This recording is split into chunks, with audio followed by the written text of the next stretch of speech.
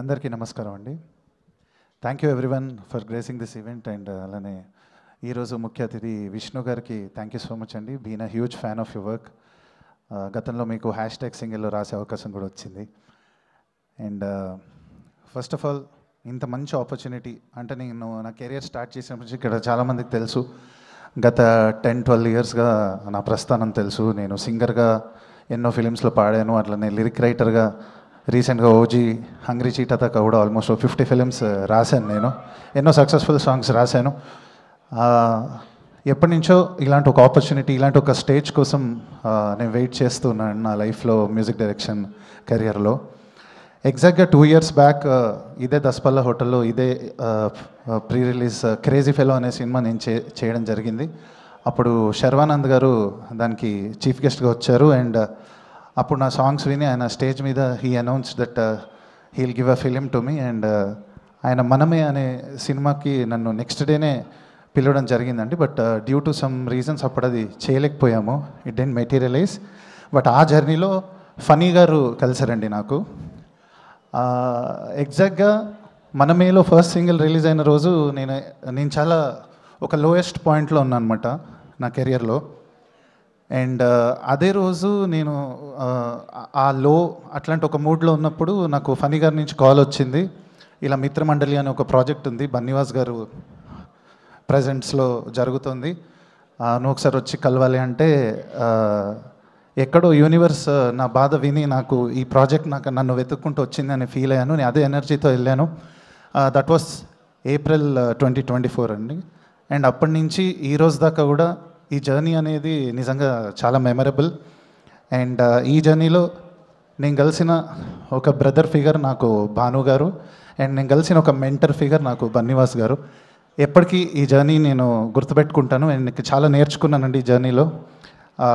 అంతకుముందు ఉన్న రెస్పాన్సిబిలిటీకి ట్రిపుల్ అయిపోయిందండి నా రెస్పాన్సిబిలిటీ. సో ఒక చిన్న ఎవల్యూషన్ అనేది జరిగింది నాకు ఆర్టిస్ట్గా ఈ సినిమా ద్వారా. అండ్ అలానే మంచి మంచి ఫ్రెండ్స్ని కలుసుకున్నా, విజయ్ మామ కావచ్చు, అనుదీప్ గారు కావచ్చు.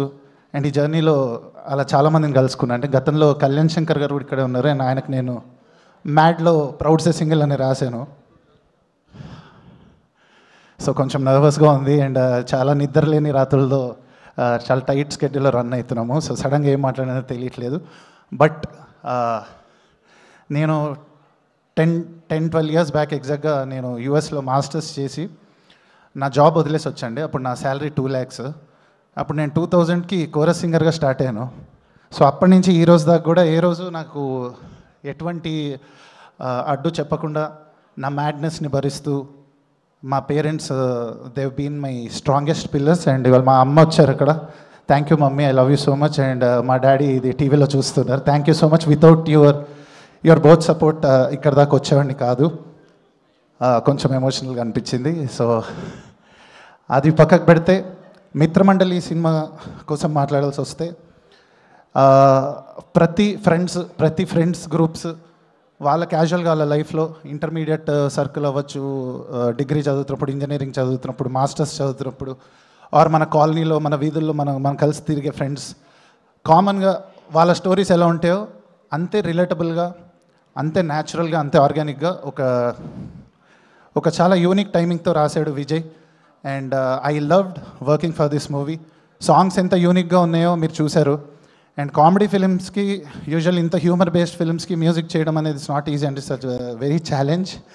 And I think I'm doing my job well. ఈ background score was very challenging. But Bunny Vas గారికి మరోసారి థ్యాంక్స్ చెప్తున్నా sir, for being the greatest pillar during this tough times.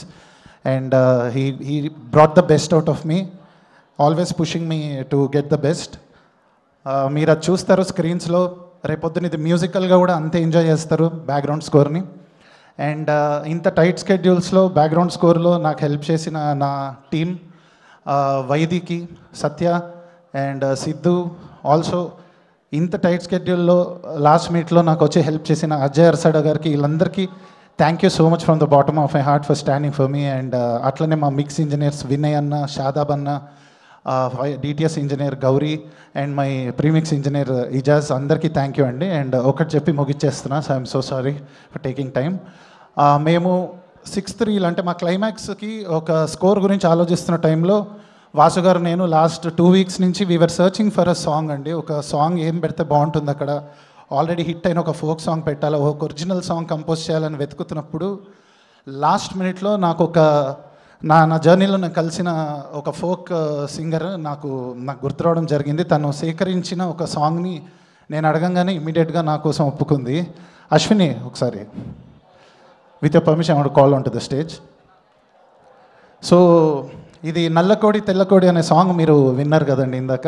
So ఈ సాంగ్ సేకరించి ఎప్పటి నుంచో ఒక 2 years నుంచి జర్నీ చేస్తూ ఈ సాంగ్ బయటకు తెచ్చుకోవాలని అశ్విని అనుకోవడం నాకు ఎప్పుడో వినిపించిందండి. సో నాకు అది సడన్గా స్ట్రైక్ అని అడగంగానే నా మీద అభిమానంతో నాకు ఇచ్చినందుకు thank you so much Ashwini. And thanks to all the singers, thanks to all the lyric writers. October 16th రోజు మిత్రమండలి థియేటర్స్లో it's going to be blast.